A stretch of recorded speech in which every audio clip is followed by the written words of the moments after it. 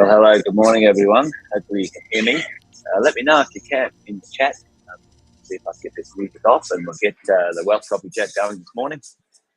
Out and about on the road today, so hopefully everyone's awesome and well, folks. Let me know in the chat if you can see me and hear me. If everything's going all right there. So yeah, hopefully you're well. Got a few people maybe here early already, which is awesome. Great to have you here on. Welcome along. I'll do the quick intros as we do. Jason, this is my name. Most of you know that though. If you don't, if you're new, well, welcome. This is what we call Wealth Coffee Chats, and a little bit of a get together, a little bit of a catch up in the morning for a coffee and conversation about property investing and going the distance. I've been down in Sydney on the weekend, catching up with some very cool, awesome business owners and entrepreneurs, all wanting to do really interesting and amazing things. So if any of you are on this morning, good to see you. Great to hang out with you on the weekend. But hopefully you're recovering, or at least not too tired after a few days down here in Sydney. And Justin's in the house. Good to see you, Justin. And we've got Kylie. Good morning, Kylie, to you. Little thing I thought we might touch base on this morning. Might be a little quick coffee chat today. Won't be a long one, but vacancy rates and they're only getting lower, folks, and the rents are going up all over the place, which is great for us as property investors, right? You know, for all of us, we're thinking, all right, well, this is good. You know, it'd be great to be able to get our rents up, cover the cost of our interest rates, that they're up high. You know, all of those sorts of things. And what do we do? What do we do in the coming months, weeks, years when it comes to our incomes? And there's some interesting things. Yeah, you might be right, Brendan. Yeah, I think what do we got? I got a bit of 5G on the old. It drives me insane that the internet's rubbish at home and better on the road. But there you go. But something that's going on right now, 7,000 rooms short. What do you guys think that might be? 7,000 rooms short right now in the marketplace for this this category of occupant. Not trying to give it away. What do you guys reckon? Tell me in the chat. 7,000 rooms short. In this space when it comes to the world of renting something, tenants of something. Does anybody know? We've got Chris in the house. Morning, Chris. And we've got Jeff there as well. Morning, Jeff. So tell me, what do you think, guys? If you're sitting there, do you know? If you don't know, I'll put you out of your misery. There's Brett. How are you? Morning, mate. Good to see you. Well, there is a real challenge going on in the world of student housing, right? Student properties right now in apartments. Well, Kylie, yeah, you're right. It's a certain style of apartment. And right now, that certain style of apartment, folks, is in the student world, the student accommodation world. Now, why does that matter to us? Are we buying student accommodation as investors? The answer is no, okay? You shouldn't be buying things like student apartments, hotel rooms, the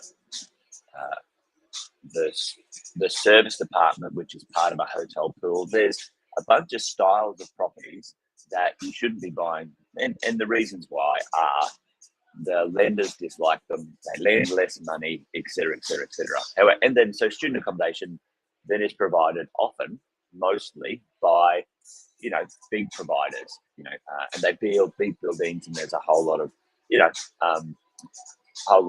chains that do that, right? But the challenge is right now, folks, in the world of the student world, there's an analysis over the coming years, and right now it's still short by many thousands as well.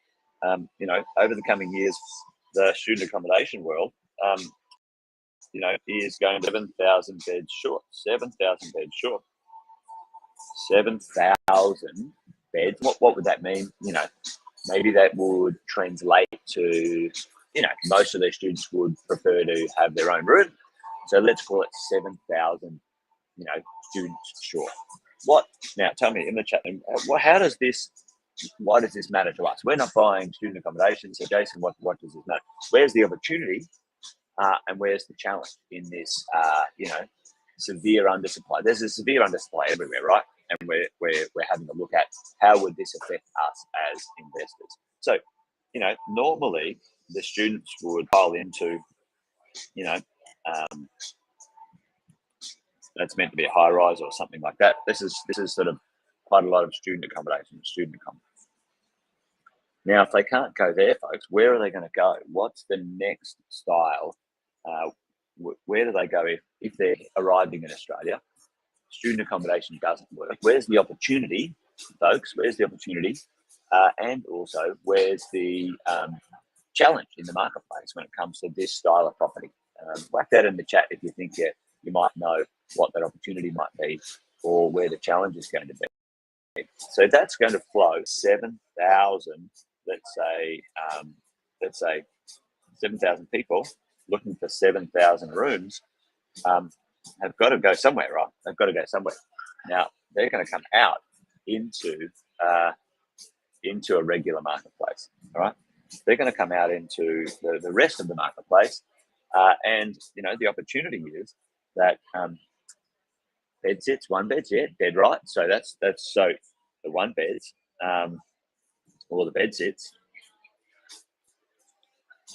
will go up in value, will go up in rent. Now, if you guys haven't seen, and I had that info a little while ago, I didn't put it on the page today, Kylie reminded me there, the one bedroom properties are going to have been growing at faster rental growth in places like Sydney and Melbourne than any other style of apartment, so, which is pretty interesting, right? So that's good. Your one bedroom apartment could quite easily achieve 6, 7, maybe even 8% rental yield, depending on the price of the apartment and the rent you can get for it. If you furnish it and you do some things that students want, they want furniture, they want, the internet provided. They want a few things, right? And they tend to be so cyclical in nature of staying in the property. But, so you're dead right, Kylie. Bed sitters are one bedders going up or being more in demand. Chris, they move into apartment style accommodation, which pushes out regular tenants. That's exactly what happens. It pushes out the regular tenant, Chris, or it pushes up the rent. Why does it push up the rent? Well, what happens is maybe 2 or 3 students will get together and they will share a property. And this is and Brett said exactly the same. They share rental properties. They share rental houses. Now, often the students don't like to share houses, folks. It's not their favoured style of accommodation. Why? Well, they don't want to maintain anything in the property. They don't want to maintain the grass and all that sort of stuff and whatever. They don't really need that extra space or want it. A lot of the students are young females, and they feel safer in, a block of apartments which has got some, ground floor restrictions to get into the building and so on. So there's some stuff like that. So if you have a good building that's quite safe, close to town, easily furnished, well, this could be an opportunity to, beef up or find a tenant that aggregatedly, anyway, cumulatively might pay more rent for your property than normal, which is a good thing. So for all of us right now, if we've got, let's say, a little 1 bed or a 2 bed, how could we attract those students? Here's an idea. How could we attract students into our property and maybe get a premium for our rent in comparison? So what are those things that like? 100%, you furnish it, furniture, you provide the internet, electricity. They like to have everything provided all in one go. That's why they often stay in those accommodation, the student style accommodation that's already set up. You know, they've got access to some things, and they've got little kitchens, and there's a few things. They make sure it's secure. So security is important, and location, walking distance, and things, transport, and whatever. So if you've got those sorts of things, you could bundle that together, attract some students. What is the downside of the students?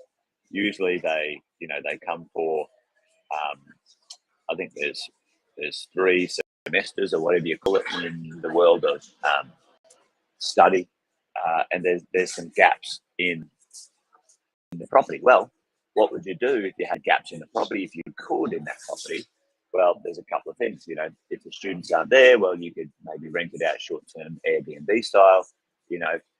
Here and there, you could, maybe for 12 weeks a year, that property is available for holiday makers, and then the other time it's available for students. So there's a couple of little things to think about right there. So for the future, this is only looking like it's going to get worse, right? The shortfall of student accommodation, and there you go, exactly, Chris. Like I'm telling you, Tim, it's something that's pretty interesting. I've got 2 properties up in Brisbane, 2 apartments in Brisbane that I've fully furnished. I haven't rented them to students, but I rented them fully furnished on long-term leases. One, I get $1,850 a week, $1,850 a week, folks, out of one of my properties. And that's, so think about that, folks. Times 52, that's $96,000 a year out of one property. 96 grand. Not too bad, huh? So why? Because it's quite big. It's a 4-bedroom apartment, so it's pretty fancy, and it's fully furnished, and it's walking distance to everything. So 3 people have moved in. 3 people moved in together, and they love it. So think of that thing. I've got another one which is a really nice 2-bedder as well, and it's getting $950 a week fully furnished, when I paid $685.